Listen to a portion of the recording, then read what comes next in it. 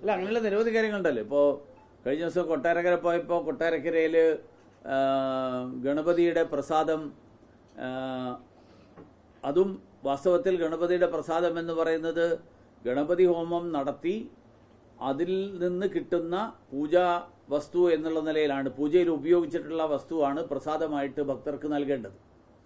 അതിനു പകരം ക്ഷേത്രവുമായിട്ട് ഒരു ബന്ധമില്ലാത്ത തൊട്ടടുത്തുള്ള ഒരു സ്ഥലം വാടകയ്ക്കെടുത്ത് ആ കെട്ടിടത്തിൽ കേരളത്തിന്റെ സംവിധാനങ്ങളെക്കുറിച്ച് ഒരു ധാരണയുമില്ലാത്ത മറ്റേതോ സംസ്ഥാനത്തു നിന്ന് വന്ന ചില തൊഴിലാളികൾ മദ്യക്കുപ്പിയുടെയും അതുപോലെ എല്ലാ വസ്തുക്കളും അവർക്ക് താല്പര്യമുള്ള ഭക്ഷ്യ വസ്തുക്കളുടെ ഇടയിൽ ഈ ഗണപതിയുടെ പ്രസാദമുണ്ടാക്കുന്ന ഒരു ദൃശ്യമാണ് അവിടെ ചെന്ന ഭക്തർക്കൊക്കെ കാണാൻ സാധിച്ചത്. അതുകൊണ്ട് ഇതെല്ലാം സംഭവിക്കുന്നതിന്റെ കാരണം ക്ഷേത്രഭരണത്തെക്കുറിച്ചോ അല്ലെങ്കിൽ ക്ഷേത്ര ആചാരങ്ങളെക്കുറിച്ചോ ഒരു ധാരണയും അതിനോട് പ്രതിബദ്ധതയുമില്ലാത്ത, അതിനോട് ബഹുമാനമില്ലാത്ത, ആദരവില്ലാത്ത ആളുകൾ, അങ്ങനെയുള്ള ആളുകൾ ദേവസ്വം വകുപ്പ് കൈകാര്യം ചെയ്യുകയും അങ്ങനെയുള്ള ആളുകൾ ദേവസ്വം ഭരണം കൈകാളുകയും ചെയ്യുന്ന സാഹചര്യം, ആ സാഹചര്യമാണ് ഇത്തരത്തിലുള്ള കാര്യങ്ങൾക്കുണ്ടാക്കുന്നത്. ഈ സർക്കാരിലുള്ള പാർട്ടി ആശയപ്രകാരം ഭക്തിയില്ലാത്ത ആളുകൾ ഈ സ്ഥാപനങ്ങളുടെ ഭരണം ഏറ്റെടുക്കേണ്ട ആവശ്യമില്ല. അവര് ഭക്തിയുള്ള വിശ്വാസമുള്ള മറ്റാരെങ്കിലും ഒരാളെ ഏൽപ്പിച്ചാൽ മതിയായിരുന്നു.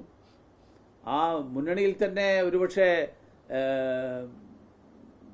മതവിശ്വാസം നിഷിദ്ധമല്ലാത്ത പാർട്ടികളും ആളുകളും ഉണ്ട്. അങ്ങനെയുള്ള ആളുകളെ ആരെങ്കിലും കണ്ടെത്തി ഏൽപ്പിച്ചിരുന്നെങ്കിൽ ഏറ്റവും ചുരുങ്ങിയത് ഇങ്ങനെയൊരു ഒരു കെടുകാര്യസ്ഥത, ഈ തരത്തിലുള്ള ഒരു കൊള്ള നടക്കില്ലായിരുന്നു.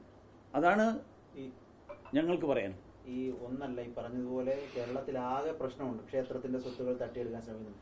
ഇത് അവിശ്വാസികൾ കൈകാര്യം ചെയ്യുന്നത് കൊണ്ടാണ് ആ ഗൗരവമില്ലായ്മ ഉണ്ടാവുന്നതെന്നുള്ള ആക്ഷേപമാണോ ഉന്നയിക്കുന്നത്? തീർച്ചയായിട്ടും.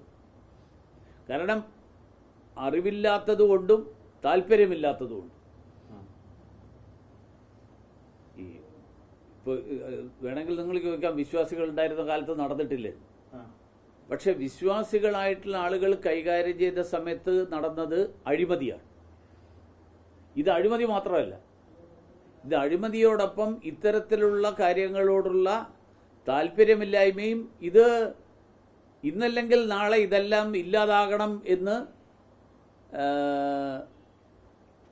ആഗ്രഹിക്കുന്ന ആളുകളാണ് ഭരണം കൈയാളുന്നത്.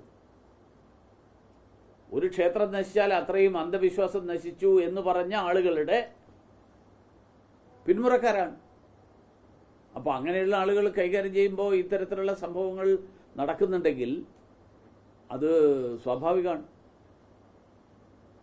അതുകൊണ്ടാണ് ഞങ്ങൾ പറയുന്നത്, ക്ഷേത്ര വിശ്വാസികളായിട്ടുള്ള ആളുകൾ ദേവസ്വം ബോർഡ് കൈകാര്യം ചെയ്യണം.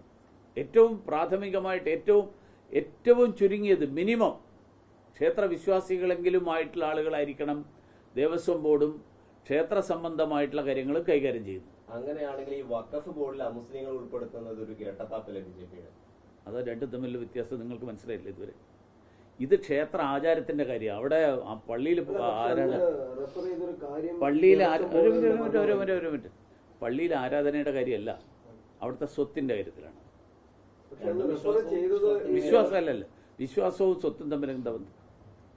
അല്ല, അന്ന് റെഫർ ചെയ്തത് കേന്ദ്രം ഈ വിഷയത്തിൽ ഇപ്പോ ഇത് സൂചിപ്പിച്ചതുകൊണ്ടാണ് പറയുന്നത്. അന്ന് റെഫർ ചെയ്തത് കേരളത്തിലെ അടക്കം ദേവസ്വം ബോർഡുകളുടെ ഈ പറഞ്ഞതുപോലുള്ള ഭരണനിർവഹണവുമായി അതിൽ ഉൾപ്പെടുത്തിയിരിക്കുന്ന അവിശ്വാസികളുടെ എല്ലാം വച്ചാണ് കേന്ദ്രം അന്ന് ഇതിന് മറുപടി നൽകിയത്. അല്ല, കേന്ദ്രം മറുപടി കൊടുത്തിട്ടുണ്ടാവും, അത് അതിനുള്ള മറുപടി ആയിരിക്കും, അത്രേ ഉള്ളൂ. അതല്ലാതെ ആചാരങ്ങളിൽ അടക്കം അങ്ങനെ നടക്കുന്നു എന്നാണ് പറഞ്ഞത്, അത്രേ ഉള്ളൂ. ഇവിടെ ആചാരം അല്ലാത്ത കാര്യം നടക്കുന്നു എന്നുള്ളതാണ്. വഖഫ് ബോർഡുമായിട്ട് ഇതിന് ഒരു വിധത്തിലും, വഖഫ് ബോർഡും പത്മനാഭസ്വാമി ക്ഷേത്രത്തിന്റെ കമ്മിറ്റിയും തമ്മിൽ ഒരു ബന്ധമില്ല.